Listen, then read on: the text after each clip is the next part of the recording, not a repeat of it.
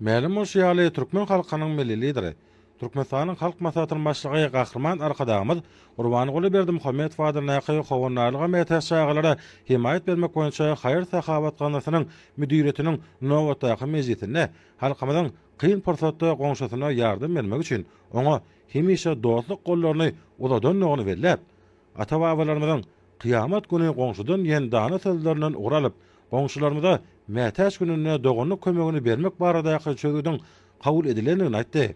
Şoňrada dogonluk owan halkyna ilkinji nowatda Owganystanyň ýer süremesinden erji çeken şaýgylaryna we ýaşajylaryna gaznanyň adyndan insanperwer kömegini iýermek wajypdygyny belläp, degişli ýol başlara bu işleri guramak barada tawsyryklar berdi. Dogonluk owan halkyna ilkinji nowatda Owganystanyň ýer süremesinden erji çeken şaýgylaryna we ýaşajylaryna däri dermanlary, alyk we iýmit şeýlede eginiş önümleri we beýleki durmuşda zerur bolan önümleri uğratmak da barasy.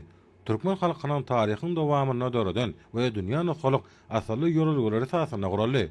Eger kuwatda halkymyzyň asly däplerini dowam etmek, şunda helakçylyk zerarly ejer çeken adamlara, aýratynda çağılara, insanperwerlik kömegini uğratmak hormat prezidentimiz arkadaly Gahrman serdarymyzyň alyp barýan we durmuş ugurly döwlet syýasatynyň iler tutulýan ugurlarynyň biridir. Beýleki ýurtlaryň çağılaryna da insanperwerlik kömeginiň berilmegi, beýtarap Türkmenistanyň insanperwerlik, hoşjetlik, goňşuluk, öýdary gollaw bermek ýöreglerini agrarlyk görkezýär. Türkmen halkynyň gadymdan gelýän insanperwerlik hemde hoşjetlik, goňşuluk ýöreglerini ermek bilen Gurbanyguly Berdimuhammedow adyny näçe howunlaryga mätäş şaýgylara himayet bermek boýunça haýır sahabat ganasy dünýäniň dürli ýurtlarynyň helakçylyk zerarly ejer çeken şaýgylaryna we ilatyna insanperwerlik kömegini iýermegi milli ýolgularyň härekete ruhyna gawap derejede dowam edýänini görkezýär. Şunda haýır sahabat ganasynyň serişdeleriniň hasabyna Owganystanyň helakçylyk zerarly ejer çeken şaýgylaryna insanperwerlik kömeginiň berilenini bellimek ýakymdy.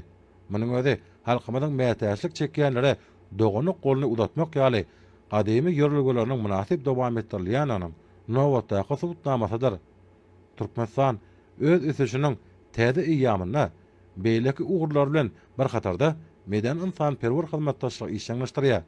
Dünýä giňişligindäki awraýny barha ýokary göterýär. Munyň özi Owganystany bolup geçen ýer titreme zerary ejer çekenlere gazna tarapyndan insanperwerlik ýükleriniň iýerilmegine öz beýany tapýar.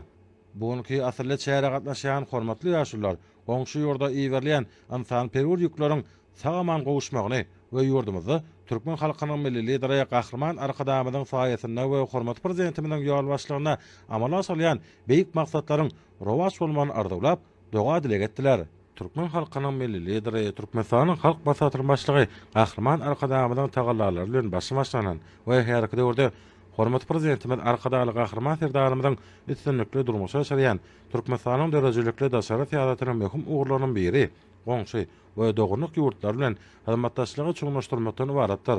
Şunda Türkmen halkynyň gadymdan gelýän däpde sowlaryny ata-babalarymyzyň dostlugyny we hoşjetlik, goňşuluk ýöreglerini täze mazmun bilen baýlaşdyrmagy şeýlede asly insanperwer işleriň oňyn tejribesini dowam etdirmäge aýratyn ähmet berilýär. Kıyın günlük himayet bermek, dogonluk gorny uzatmak Türkmen halkynyň asyllar aşyp gelýän asly ýöreglerini bir bolup durýar. Munyň özi insanperwerlik, hoşjetlik, goňşuluk birek-birege gollaw bermek ýöregleriniň härekete ruhyna gawap derejede ösdürilýänini görkezýär.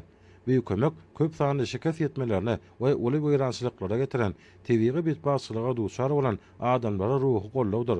Munyň özi goňşy ýurdun halkyna bildirilýän çuňur hormatyň aýdyň nişanydyr. Tebiği hadise zerarly dören goýrançylygyň dikedilýän günlerine şeýle kömeň iýermegi insanperwerligiň benet nususyny alamatlanýar. Härekete urde hormat prezidentimiň başdanlygyna hoşjetlik, goňşuluk, oňyn beýtaraplyk, netijeli halkara hyzmatdaşlyk gatnaşyklaryny ösdürýän garaşsyz beýtarap Türkmenistan halkara gatnaşyklary öýdary hormat goýmak hemde naşmak ýöregleri sasyny ösdürýär. Ejer çeken ilata, aýratynda çağılara gollaw bermek boýunça gaýra golmasy çärelerini geçirmegi Türkmenistanyň ählimomy derejede parahaçlygyň hemde durnuklulygyň pogtalandyrylmagyna, insanperwer taglymlaryň dawarlanmagyna agrarlygynyň subutnamasydyr. Fazal Sabir Muhammed, Owganystanyň Türkmenistanyň ilçganasynyň işleri wagtlyň öňünden wekili. Türkmen dogunlarımızdan iýerlen insanperwer kömek Türkmenistanyň hoşjetli gatnaşyklary hemişe agrarlygynyň sowtnamasydyr. Bu waka Türkmenistanyň hormatly prezidentiniň hem Türkmen halkynyň milli lideriniň umumy adamzat berkibetli siýasatynyň öz boşly dawranmasydyr. Gurban Berdimuhammedow adanyň howanalyga metäşagylara himayet bermek boýunça haýır sahabat ganatynyň adyndan insanperwer kömegini iýermegi Türkmenistanyň Türkmen halkynyň Owganystanyna paraha turmuşyň ýoly goýulmagyna ýörelgelerini üstünlükleri wetsen ýanyň orkadýar. Türkmen dogunlarymyz tarapyndan amala asyrylan insanperwer işleriň nutgalyk dogny aýratynlyk tasym gelýär. Munyň üçin Türkmen halkynyň milli liderine hem-de Türkmenistanyň hormatly prezidentine köp sag bolsun aýdýan.